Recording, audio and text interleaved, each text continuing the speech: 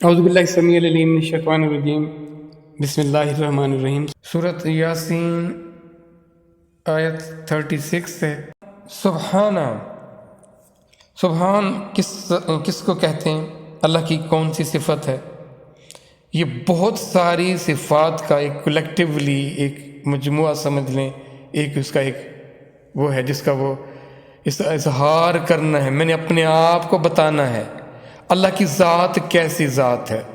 وہ ہر کمی، کوتاہی، کجی، اس طرح کی ضرورت، حاجت سے ماورا ذات، اس میں کسی طرح کا کوئی عیب نہیں ہے۔ دیکھیں نا، بھوک لگنا ہم تو خوبی سمجھتے ہیں نا، ہمارے لیے تو خوبی ہے۔ نیند کا آ جانا ہمارے لیے خوبی ہے، لیکن حقیقت میں دیکھا جائے تو یہ محتاجی ہے۔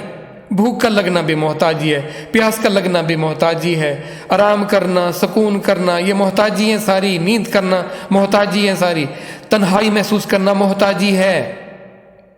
رب کی ذات ان ساری چیزوں سے ماورا ذات ہے، اس کو کسی طرح کی کوئی حاجت نہیں ہے۔ رشتہ داری کی، نعتوں کی، یہ تعلق کی، یہ سارے ریلیشنز جو ہیں، اس اللہ کو اس کی قطن کوئی ضرورت نہیں ہے۔ وہ ایسی ذات، ایسی کمال ذات، الذی خلق، جس نے تخلیق کیا، ازواجا، جوڑے، کلہا، ہر ایک چیز کے، وہ ایسی ذات ہے، اس نے ہر ایک چیز کے جوڑے بنائے، مما، اس سے جو تم بھی تو اگاتی ہے ارض و زمین، ومن انفسہم، اور ان کی اپنی جانوں سے، ومما، اور اس سے جو لا یعلمون، وہ جانتے ہی نہیں ہیں۔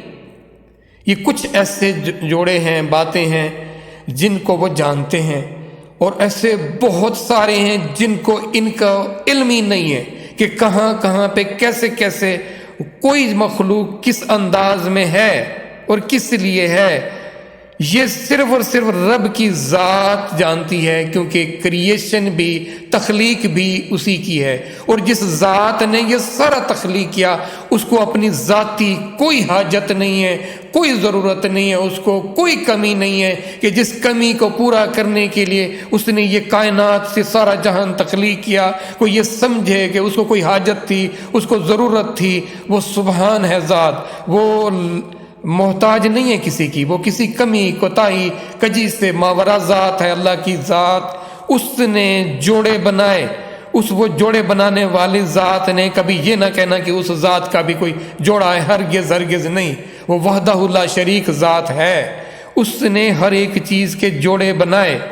اب ان جوڑوں میں دیکھیں، زمین سے جو بھی چیزیں اگتی ہیں، یہ اب ریسرچ ہوئی تو پتہ لگا کہ نباتات کی جو انواع ہیں مختلف، اس میں بھی اللہ نے نر اور مادہ کا، اس میں بھی اللہ کی ذات نے وہ رکھا ہے، وہ حقیقت اس کے اندر ان میں بھی موجود ہے۔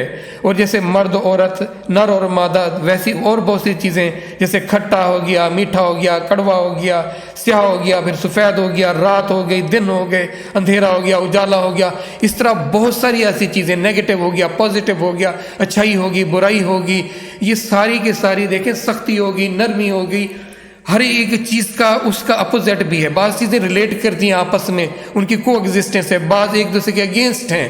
یہ ساری کی ساری پیدا کرنے والی ذات وہ ذات ہے۔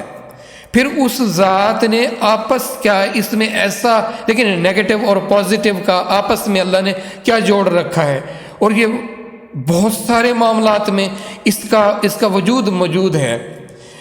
یہ کرنے والی ذات دیکھو، اب یہاں دیکھیں، وہ ذات آپ کو ان باریکیوں کی حد تک بھی بتا رہی ہے کہ دیکھو میں نے کائنات کو، اپنی اس کو کیسے تخلیق کیا۔ دنیا جہان کی سائنس جو انسان آج پڑھ رہا ہے، اس نے مختلف اس کی شاخیں بنائی ہوئی ہیں، پھر اس ایک شاخ میں وہ کتنے عرصہ اس میں ریسرچ کرتا رہتا ہے۔ اب اللہ کی ذات دیکھیں، اس قرآن کو اس لیول سے کوئی پڑھاتا ہی نہیں ہے ہمیں۔ اگر قرآن کو اس لیول سے کوئی پڑھانے والا ہو، یقین کریں ایک کتاب کافی ہے، ایک کتاب کافی ہے۔ آپ کو کسی اور کتاب کی قطعاً کوئی ضرورت نہیں ہے، بالکل ضرورت نہیں ہے، صرف ایک کتاب۔ اچھا، دنیا کی باقی کتابیں تو ایک لمیٹڈ لیول تک جاتی ہیں، ان کی بس ہو جاتی ہے، اور اس کا اسکوپ ان لمیٹڈ ہے۔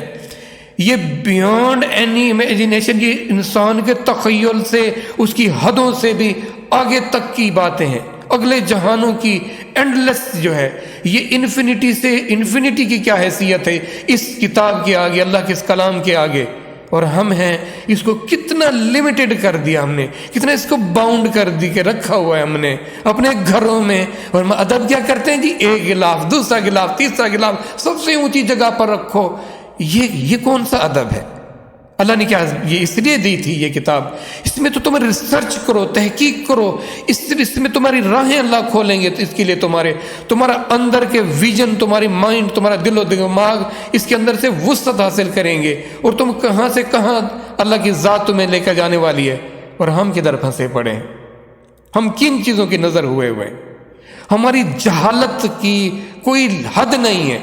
اگر ہم نے قرآن کو نہیں سمجھا، ہم مطلق جاہل ہیں، مطلق جاہل ہیں.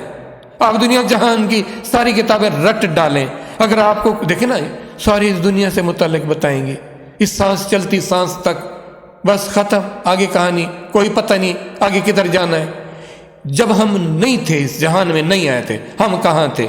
کوئی بات کرتا ہے اس کی؟ جب ہم اس جہان میں ختم کر دیے جائیں گے، آگے کون سی کتاب بات کرتی ہے؟ اپنے اس ایگزسٹنس کی، آگے کی جو زندگی کی بات کہیں ملتی ہے آپ کو سوائے قرآن کے؟ پھر اس قرآن سے بے وفائی ہماری، پھر اس قرآن سے دوری ہماری، کس بنا پر، کس وجہ پر؟ وجہ یہی ہے کہ ہمیں جو تعارف ملا کہ جی بس یہ الفاظ ہیں، اس طرح کرنا ہے، بس ختم. یا اس میں سے کوئی فتوے ہیں، یا اس کے متعلق احکامات ہیں، جی یہ سخت قسم کی باتیں ہیں، یہ چند باتیں ہیں، یہ عالم لوگوں کی باتیں ہیں، تم لوگوں کا اس میں کیا کام، تم الگ سے رہو اس میں. وہ بھی کیا کیا انہوں نے؟ دیکھیں، وہ بھی جو تفسیر جس نے لکھی، رٹا لگا اور اس کو اندھوں کی طرح اس کے پیچھے پڑے ہوئے، کوئی جدید ریسرچ نہیں، کوئی تحقیق نہیں ہے کہ کس ایرا سے کیا تعلق رکھتی ہے بات. بس جو بات جہاں ہوئی ختم. وہ کہتے ہیں جی اس آگے میں ہماری چھٹی، اس میں بغیر دلیل کے مانو، جی کوئی دلیل نہیں ہے، کچھ نہیں ہے، آنکھیں بند کرو. ایسا ہرگز نہیں ہے، یہ بات یاد رکھیے گا. ہر ایک بات کی دلیل ہے. ہماری اپنی کوتاہی ہے نا، ہماری اپنی بددیانتی ہے کہ ہم اس میں ریسرچ نہیں کرتے، اس میں کھوج نہیں لگاتے. آپ کو پتہ ہے اللہ نے قرآن پڑھنے کا نہیں کہا، اللہ نے کہا تدبر کرو، تفکر کرو، اس میں کھوج لگاؤ، ان ڈیپتھ اس کے اندر گھس جاؤ، اس کے اندر تحقیق کرو، اس میں سے نکال کے لاؤ. میں نے تمہارے لیے جو حکمتیں رکھی ہیں، جو تمہارے لیے میں نے بھید رکھے ہیں، اسی لیے تو رکھے ہیں کہ تم ان کو کھوج نکالو. ہم کیا کرتے؟ بتائیں ہم کیا کرتے؟ بس زیر زبر پیش حرکات و سکنات ضرور کرو، اس کو بھی ضرور کرو، لیکن خدا راست مفہوم کی طرف آؤ، اللہ کے اس پیغام کی طرف آؤ، اللہ کی اس محبتوں، اس عنایتوں کی طرف، اس حقیقی ویژن کی طرف آؤ جو قرآن آپ کے لیے لیے ہوئے، جس کو ہم نے بند کر کے رکھا ہوا ہے. کیوں؟ وجہ کیا ہے؟ تعارف کرانے والوں نے تعارف اتنا کرایا تھا بس، اور اس سے ہم آگے جانا ہم نے پسند ہی نہ کیا. لکیر کے فقیر بن کے بیٹھ گیا، اور لکیر کو بھی ٹھیک نہ کیا، لکیر کو بھی غور سے نہ دیکھا کہ لکیر لے کر کدھر جا رہی ہے ہمیں. تو فکر کریں اپنی اور اپنی گرد و پیش میں رہنے والوں کی.